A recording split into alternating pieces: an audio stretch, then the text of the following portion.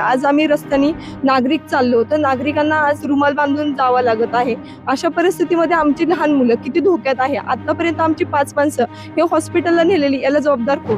कदाचित आज आम्हाला त्रास सहन करायला लागतोय, परंतु त्यांच्या ह्या भूमिकेमुळे कुणाच तरी पोटामध्ये चुकीचं जाणारं दूध, कुणाच तरी पोटामध्ये चुकीचं जाणारं हे विष हे त्या ठिकाणी थांबलेलं आहे। पुणे जिल्ह्यातील खेड तालुक्यातून एक धक्कादायक आणि संतापजनक प्रकार समोर आलाय। तुकाईवाडी हद्दीतील नवीन पुणे नाशिक महामार्गावरील खेड घाटात अज्ञात व्यक्तींनी मोठ्या प्रमाणात पॅकेटबंद दूध, पनीर आणि आमरसाची पाकिटे बेवारस अवस्थेत फेकून दिल्याचं उघड झालंय। सध्या सुरू असलेल्या पावसामुळे हे दुग्धजन्य पदार्थ लोकवस्तीपर्यंत वाहून आले असून परिसरात तीव्र दुर्गंधी पसरली आहे। त्यामुळे ग्रामस्थांच्या आरोग्याचा गंभीर प्रश्न निर्माण झालाय। दरम्यान राज्यभरात अन्न आणि औषध प्रशासनाचे आयुक्त तुकाराम मुंढे यांच्या नेतृत्वाखाली भेसळयुक्त, मुदतबाह्य आणि निकृष्ट अन्नपदार्थांवर धडक कारवाई सुरू आहे। या पार्श्वभूमीवर खेड घाटात मोठ्या प्रमाणात अन्नपदार्थ बेवारसपणे फेकून दिल्याची ही घटना अनेक प्रश्न उपस्थित करते।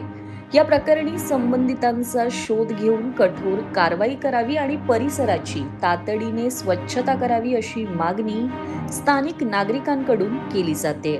खरं तर आपल्या महाराष्ट्रामध्ये सध्या सुरू असलेली FDA ची ॲक्शन आणि तुकाराम मुंढेंच्या मार्फत हे डिपार्टमेंट ॲक्टिव्ह मोडवर आले आणि आपल्या ठिकठिकाणी भेसळयुक्त करणाऱ्या ज्या काही कंपन्या असतील त्या कंपन्यांच्या मार्फत किंवा त्या कंपन्यांचा हा जो काही माल आहे, कंट्री डिलाइट असेल, अमूल असेल किंवा गोकुळ असेल, या ठिकाणी पनीर आहे, आंब्याचा पल्प आहे, नॉनव्हेजचं मटेरियल आहे, हे सर्व मटेरियल या ठिकाणी आणून 5 ते 6 ट्रक मटेरियल अज्ञात माणसांनी या ठिकाणी खेडच्या घाटातून तुकाईवाडी हे गाव अगदी जवळ आहे आणि या गावामध्ये हा सगळा माल येऊन पडलेला आहे आणि काल झालेल्या पावसामुळे हा वाहून ढाळ असल्यामुळे हा पूर्ण गावामध्ये अगदी पुढच्या वरच्या बांबुरवाडी गावापर्यंत पोहोचलेला आहे आणि त्या प्लॅस्टिकच्या पिशव्या फुटल्यामुळे खूप सारी दुर्गंधी या ठिकाणी निर्माण होऊन मुलांच्या आरोग्याशी, नागरिकांच्या आरोग्याशी धोका निर्माण झालेला आहे। आम्ही FDA कर्मचाऱ्यांना, अधिकाऱ्यांना याबाबत कल्पना देऊन स्थानिक प्रशासना देखील फोन करून ते देखील ऍक्टिव्ह मोडवर आलेले आहे आणि त्यांनी एक्स्ट्रा कर्मचाऱ्यांना बोलून हा सगळा जो काही प्रकार आहे, जो काही माल आहे तो साफ करून घेण्याचं आम्हाला सांगितलेलं आहे। खरं तर नागरिकांना ह्या पद्धतीचा खूप मोठ्या प्रमाणात धोका आहे। आज जर पाहिलं तर जे घाटात जे दूध पिशवी असेल, श्रीखंड असेल आणि जे बाकीच्या गोष्टी टाकलेल्या आहेत, हे जे कालचा जो पाऊस झाला त्या पावसामुळे सर्व काही खाली आलेले आहे आणि अशा पद्धतीने आलेले आहे की जे आता आमची अंगणवाडी आहे, जिल्हा परिषद शाळा आहे, तिथे तर लहान मुलांना खूप मोठ्या प्रमाणात धोका आहे। आज आम्ही रस्त्याने नागरिक चाललो तर नागरिकांना आज रुमाल बांधून जावं लागत आहे। अशा परिस्थितीमध्ये आमची लहान मुलं किती धोक्यात आहे। आतापर्यंत आमची 5 माणसं हे हॉस्पिटलला नेलेली, याला जबाबदार कोण? आतापर्यंत प्रशासनाने पण इथं पाहणी केलेली नाहीये। तर याच्यावरती माझी प्रशासनाला पहिली गोष्ट आहे की लवकरात लवकर ह्या ज्या दूध पिशव्या आहेत हे उचलून कुठेतरी याची विल्हेवाट लावणं गरजेचं आहे, कारण याच्यामुळे वास तर खूप मोठ्या प्रमाणात सुटलेला आहे आणि नागरिकांना खूप मोठा धोका आहे। महाराष्ट्राचे जे FBI चे अधिकारी आहेत तुकाराम मुंढे यांना मी मनापासून धन्यवाद देतो की कदाचित आज आम्हाला त्रास सहन करायला लागतोय, परंतु त्यांच्या ह्या भूमिकेमुळे कुणाच तरी पोटामध्ये चुकीचं जाणारं दूध, कुणाच तरी पोटामध्ये चुकीचं जाणारं हे विष हे त्या ठिकाणी थांबलेलं आहे। आज तुम्ही बघितलं असेल 5-6 ट्रक मटेरियल वरच्या बाजूला टाकलं, ते सगळं मटेरियल पावसाच्या पाण्यामध्ये खाली घनगळत आलं आणि आल्यानंतर आज आमच्या लोकांचा आरोग्याचा प्रश्न गंभीर झालाय। आज आमचं सगळं प्रशासन आम्ही या ठिकाणी बोलवलंय।